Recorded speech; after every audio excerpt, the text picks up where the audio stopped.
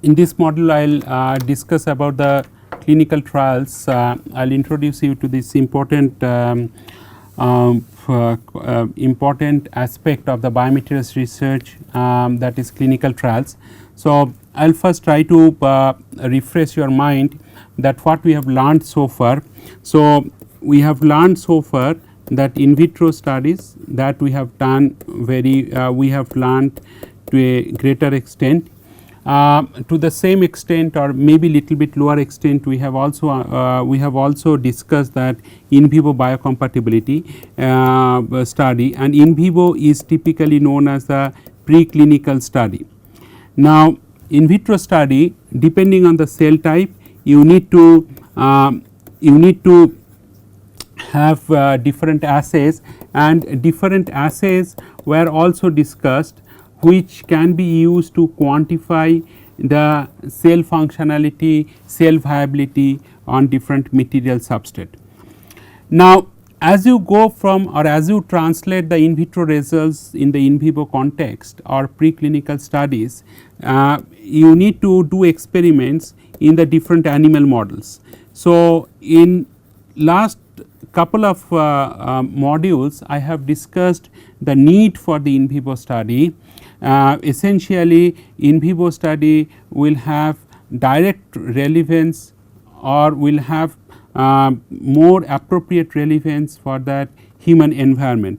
So, in vivo study is very important in the context of biomedical research, and it is called preclinical because it is the one step before the clinical trials where human patients are involved to establish the efficacy of any biomaterial device or to establish the efficacy of any implant. So, coming to the difference, or if we can recall the difference between in vitro and in vivo. In the in vivo case, we have only one single cell type, unless otherwise the co-culture technique is used. So, this is a single cell type, and also the tissue remodeling aspect, the influence of hormones and influence of dynamic change in the physiological environment. So, this dynamic change in physiological environment, all these aspects cannot be studied in the in vitro studies. For that, you need to conduct the in vivo experiments where a material will be exposed to the dynamic change in the physiological environment. And what I have emphasized while discussing the in vivo studies, normally you have to start with the small animal models, and small animal models are very good for the toxicity study.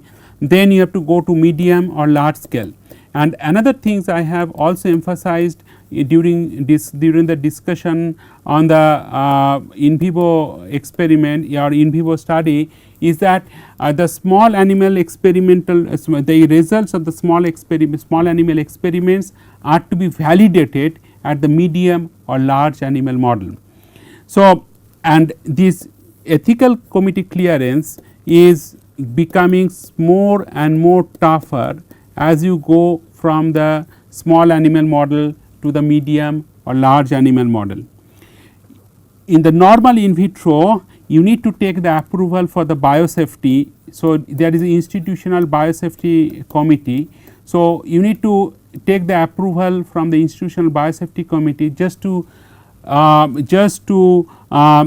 ensure that the way you conduct the in vitro cell culture experiments are actually as per the are actually following the ethical guidelines, so that you are not doing large scale manipulation to the cells as such.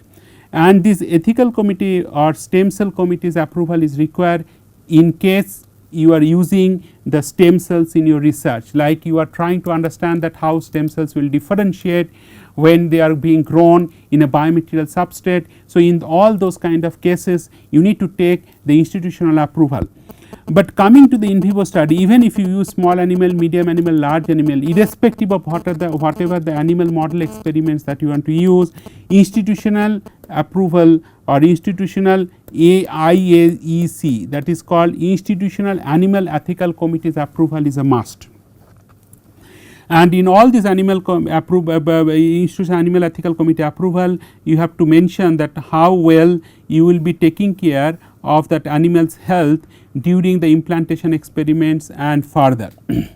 Now, when you go to the clinical trial experiments, then human subjects are required. So, clinical trial experiments that so essentially the small animal model and large animal model. So,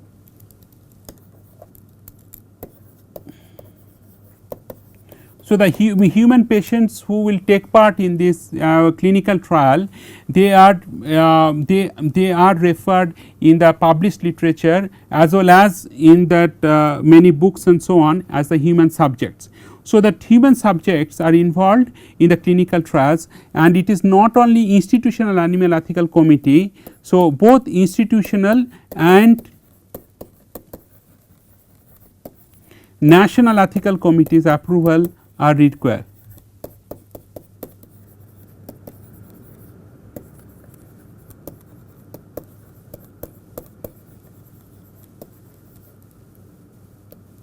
Both institutional and national ethical committees approval is required for conducting prior to conducting the clinical trials. The other things is important, just before the start of the clinical trials, all the in vitro and in vivo biocompatibility results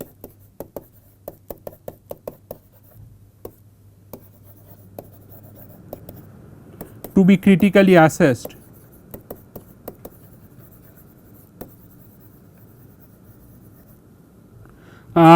With clinicians.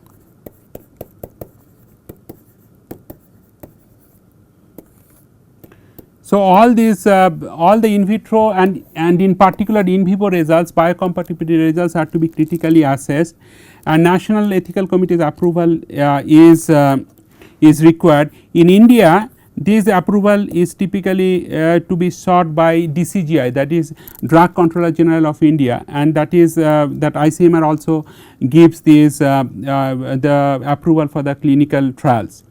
So, we have one has to propose that the need for conducting clinical trials, and one has to also propose that how the results of the clinical trials will advance the scientific understanding on this particular set of new biomaterials or new implants, so that these materials finally can see the light of the day in terms of their commercial scale production or commercialization. So, this aspect is really important, and so that initial clinical trial plans need to be done in collaboration with clinicians, or in other words clinicians are to be involved in all these clinical trial proposal.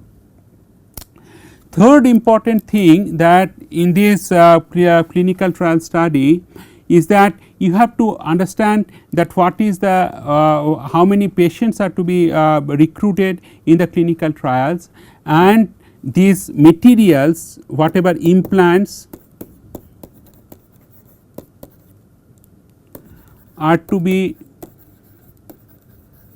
used in the size and shape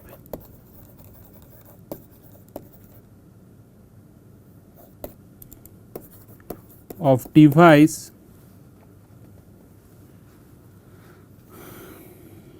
in the so implants are to be used in the same size and in the same size and shape of a device which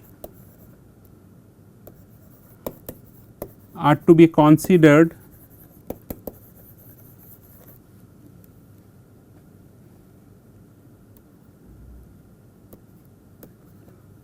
clinically. For example, let us say you have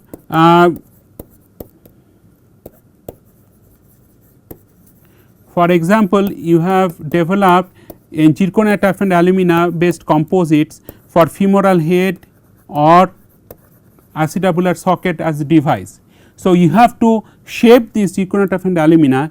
we cannot simply keep this zirconate alumina a simple cylindrical piece or rectangular piece and put it in some human patients. It has to be first fabricated in the shape of the femoral head or acetabular socket, and then you have to put it inside the human subjects or human volunteers as part of the clinical trials. Or in other words, although your in vivo or preclinical study is conducted on simple geometrical shaped biomaterial implants, clinical trials must be conducted on the same in vivo tested material, but in the final shape and size of the device which would be ultimately implanted in the human patients. So, that point needs to be very clear. So, clinical trials is very important and very critical and very sensitive. So, therefore, all the serious approaches need to be taken during as required for the final commercialization of the biomedical device. So, having said all these things, so that major steps of clinical trials. So, essentially clinical trials are scientific experiments involving human subjects to establish the efficacy of certain biomedical treatment using some drugs or some biomedical devices or implants. So, first one is the design of the study. Second, so as I said, the design of the study is to be finalized with the help of the clinicians. Second one is the ethical committee's approval. As I said that in India, Drug Controller General of India approves this kind of clinical trials. Then clinical trial is registered, and then you can start your clinical trial and finally publish the results of the clinical trials. So, these are the steps. So, therefore, as you can see from this brief description of the major steps in the clinical trials, it is quite a challenging task and it requires very strict approval process at different stages. So, the types of studies and levels of evidence. So, clinical trials, one of the things that is very important is the clinical evidence. Many clinicians, when they do their higher studies or postgraduate studies or masters and so on, normally their projects mostly involve or their research projects mostly involve at the postgraduate level, mostly is the evidence based research. Like they do certain treatment and then they see what changes in the patient's health status, what changes those kind of treatment bring to the patient's health conditions. Then they get the evidences, they record those evidences, then they analyze those evidences, and then they try to explain it from clinical perspective. Now, it may not be necessary for clinicians doing postgraduate research to conduct lot of scientific or significant scientific experiments, significant scientific analysis, what a typically masters or PhD student at many of the academic institutions they typically conduct at the masters or PhD level. So, having said this, that clinical evidence is important in any kind of study and particularly for the clinical trials when it involves clinicians, because the clinicians believe in the clinical evidence. I mean, but as an academic researcher, one has to conduct scientific experiments, scientific analysis to prove certain point or to establish certain point. However, in the domain of the clinics or at the clinical settings, it is mostly driven by the evidence based research. So, they see something, they believe something, and then they record those evidences and they try to infer based on those evidences that how this particular treatment can give patient satisfaction, whether this particular treatment can provide satisfactory patient's outcome. So, these are the kind of things that they normally do in the clinical setting. So, therefore, I just wanted to make you understand that these clinical trials, whole concept of clinical trials are to be thought in more from the clinical translational perspective rather than more from pure scientific understanding, more from pure scientific research, the way we conduct in typical academic settings, because academic settings and clinical settings are quite two different kind of concepts or two different kind of approach that we use while while conducting clinical trials. So, there are several kind of mode of studies, but one of the things that people do, and this is kind of a triangular kind of approach that we have sent. So, people read different editorials or expert opinion, clinical opinion, then they said case studies or case report. So, many times if you speak to any if you talk to any clinician in general in a hospital, they refer each time they conduct any operation, they say that we had a case study, or that means that the evidence that they collect from one operation on one single patient, they consider this is one single individual case study. So, like that if you conduct the similar treatment or experiments on 15 patients, you have 15 case studies for you to analyze the evidences that you can collect from 15 case studies. And then similarly, that clinical trials, as I will explain later, there is something called control trials and randomized control trials, which is most widely used in the typical clinical trials. So, as I said that in the clinical settings, research studies are to be can be classified in two modes. One is the observational study. You do something and you simply observe the patient's behavior. That does not involve any intervention or exposure. Intervention means the clinician does not need to intervene the treatment that the patient is currently undergoing. Their job is to just observe the patient's behavior or the patient's different organ functions and so on. Second one is the experimental study. Experimental study means, for example, in the case of drug trials, you give some drug A with certain dose X, but you just see that whether the dose X is quite high level dose or it can cause some side effect or it is causing more side effect, then you reduce the dose from X to X by 2, but then it requires intervention by a clinician or just changing the mode of the treatment or changing the treatment procedure itself, and then collect the evidences. In the experimental study, being a scientific researcher, you should be very much excited about that. One is called randomized study and second one is called non-randomized study. Randomized study means all the participants, like human subjects, they are randomly studied without any preference of any particular patient. So, this randomized study actually is very good in a sense that you do not have any bias for any specific patient, like you cannot choose all the male patients or all the female patients. It can be male, it can be female.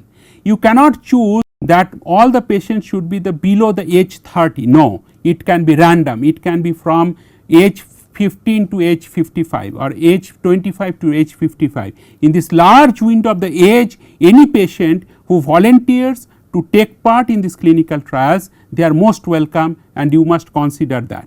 So, essentially to remove the bias, because that is very important in case of the clinical trials, you need to conduct this randomized control study. So, that I say that RCT, what I just mentioned one slide back, that stands for randomized control trial. Randomized means you do not have any control on the age of the patients, on the sex of the patients, on the previous history of the patients, but it controlled means then you have to see that how many number of patients, what is the different ages and all.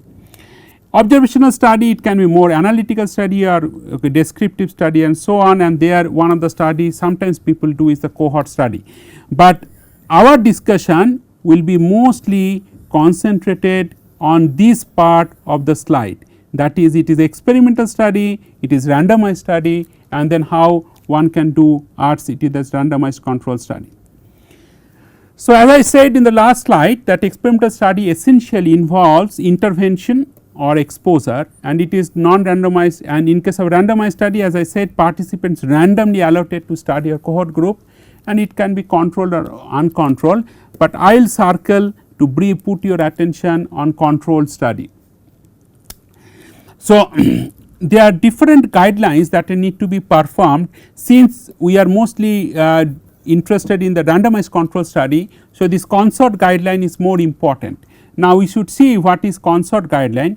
Consort stands for Consolidated Standards of Reporting Trials. That means there are certain guidelines which are already mentioned in this particular website, that is www.consortstatement.org. So, this consort statement is essentially evidence based minimum set of recommendations of reporting randomized trials. It offers a standard way for authors to prepare reports of trial findings, facilitating their complete and transparent reporting and aiding their critical appraisal and interpretation. So, that means here all these interpretation that should be clinically meaningful interpretation. So, essentially you have to keep that clinical aspect in mind, and accordingly you have to prepare the clinical trial reports. So, the three pillars of clinical trials, randomized clinical trials are: number 1 is randomization, number 2 is allocation concealment, number 3 is blinding. So, these three concepts I will try to take up one by one, and I will try to discuss in the next 3-4 slides that what is the meaning of randomization, meaning of allocation concealment, and third one is blinding. As I said that these three constitute three pillars of randomized controlled trials. What is randomization? It is a process by which each participant, means here participant means that is a human subject, or people say human volunteer. Okay. So, here you use the term human subject, or each participant who voluntarily take part in this clinical trial. So, randomization means this is the process by which each participant has the same chance of being assigned to either intervention or control. What is the meaning of these clinical trials? Let us say you are using some femoral ball head, okay, that we are some people, some institution or some research groups would like to conduct clinical trials on the femoral head. So, and then there is a one type of femoral head which is very research grade, like zirconia, toughened alumina. Another type of clinical head is stainless steel clinical head or cobalt chrome moly clinical head. So, femoral head. So, one side it is ceramic and one side it is metal. So, a human participant or human subject or human patient would not be knowing whether he or she is getting ZTA or SS. They would not be, so each patient would have equal probability to receive either ZTA or metallic femoral head. So, randomization is effective in reducing bias, as I said before, because it guarantees that treatment assignment will not be based on patient's prognostic factors. So, this is very important, and investigators also cannot favor one treatment group over another by assigning patients with better prognosis to it either knowingly or unknowingly. And procedure selection bias has been documented to have a very strong effect on outcome variables. So, sample randomization, for example, like 24 patients are there in a simple clinical study, and these 24 patients they have like assigned like A, B, A, B, B or something like that. So, it's basically when you toss a coin, so you have equal probability either it will be head or it will be tail. So, head is like treatment, tail is like placebo. So, you essentially here it has been methods has been mentioned, you toss a coin, random number table and computer generated random numbers. So, tails is here control or placebo and heads is their intervention. So, the control things, if we go back to the same thing, so let us say this is your experimental grade femoral head, zirconia, toughened alumina, which you have just fabricated in the laboratory scale, but commercially and clinically stainless steel femoral head has been used for ages. Now doctors are trying to do clinical trials, or researchers conducting clinical trials to see whether zirconate and alumina can potentially replace stainless steel based femoral head. So therefore, if you put head and tail, so if head is ZTA, tail can be stainless steel.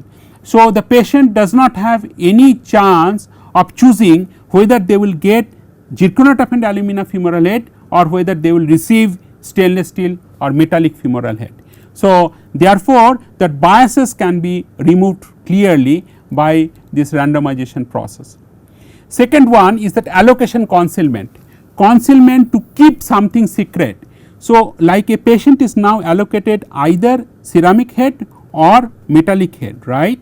Now patient would not be knowing what is the femoral head composition that he is getting or he or she is getting. That means patient will be knowing only that they are getting one potentially clinically acceptable femoral head. So allocation concealment refers to the technique used to implement the sequence. An allocation concealment mechanism aims to prevent participants or recruiters from knowing the group to which the next participant will be assigned. For example, there is 24 patients, as I said in the 1 or 2 slides back. So if the patient A is getting one type of head, patient A will not be knowing what patient B will receive, because all these femoral head in the content in reference to femoral head description. So there will be no clarity what each of the patients will be receiving. So sequentially numbered opaque sealed envelopes, like in case of drugs that has been mentioned, it is pharmacy controlled, numbered or coded and all. Now third one is blinding. Blinding means it is essentially masking. Unawareness of the study group to which trial participants have already been blinding. So purpose of blinding is again bias reduction. Each group blinded eliminates a different source of bias, and blinding is most powerful when there is a subjective component of treatment or evaluation. What it means is that a group of patients will be receiving, again I go back to my original example of this femoral head. So a group of patients will be receiving one type of ceramic head, another group of patients will be receiving another type of femoral head. So each group they will not be knowing what kind of femoral head that they have received. So this is that kind of examples that I thought that would be interesting. And then as I said, that ethical approval is a must, and all research involving human patients should be conducted in accordance with the 4 basic ethical principles. Number A is that autonomy or respect for person or participant, that means one has to fill up the consent form. Each human subject, each human volunteer taking part in the clinical trials must fill up the consent form. That means they are willing to participate, and they are willing to participate in a very honest manner to take part in this clinical study. Beneficiaries like provided written details of the study and encouraged to ask questions, like each human patient is encouraged to ask as many questions to the investigator as possible. Third ones, that there is no harm, non-maleficence, so that provide written guidance to the care of the patients. The patient care is important, and which is equally important when you conduct the preclinical trials in the in vivo experiments. And fourth one, justice, selection of participants like randomization process is to be ensured. The other things that I have mentioned here, that every human or animal study need institutional ethical approval as well as ethical in the multi-center approval. So there is something called single centric approval, and there is something called multi-centric approval. So single centric approval means, for example, you take any hospital A, you want to conduct the clinical trials on the limited number of patients on single hospital, then you call single centric. Multi-centric means you need to conduct the clinical trial experiments on a large number of patient population, but not restricting to one single hospital, but again in 3-4 different hospitals, perhaps in different parts of the country, same country.